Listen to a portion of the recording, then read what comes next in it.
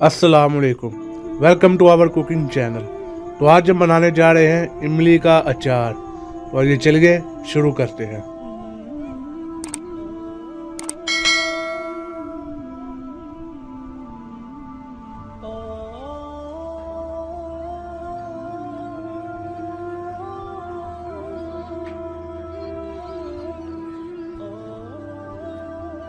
सबसे पहले आधा किलो इमली है।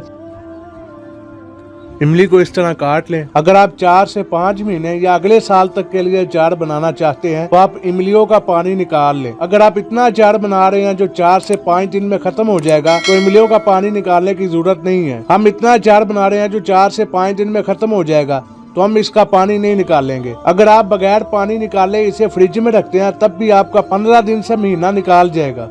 1 चम्मच नमक डाल लें या अपने टेस्ट के मुताबिक। आधा चम्मच लाल मिर्च डाल लें। 1 चम्मच सूखा धनिया डाल दें। 1 चम्मच कुटा हुआ जीरा और काली मिर्च डाल दें। आधी चमची हल्दी डाल दें। आधा चम्मच कुटी लाल मिर्च डाल दें। 1 चम्मच कुटी हुई सौंफ डाल दें। 1 चम्मच कलवंजी डाल दें। 1 चम्मच मेथरे डाल दें। अब तकरीबन पौना कप सरसों का तेल डाल लें या आप कुकिंग ऑयल भी इस्तेमाल कर सकते हैं। अब इसे अच्छी तरह हिला लें।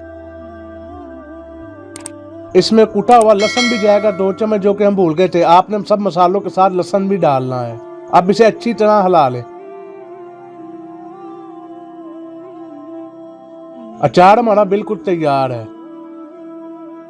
तो उम्मीद है आपको आज की रेसिपी पसंद आई होगी। इसे अपने दोस्तों और फैमिली मेंबर्स तक जरूर शेयर करें और इस तरह के मजीद रेसिपीज के लिए हमारे इस चैनल को सब्सक्राइब करें और बेल आइकन को दबाएं ताकि आपको नई आने वाली वीडियोस का नोटिफिकेशन मिल जाए। आज के लिए बस इतना ही। इजाजत दीजिए। खुदा हाफिज।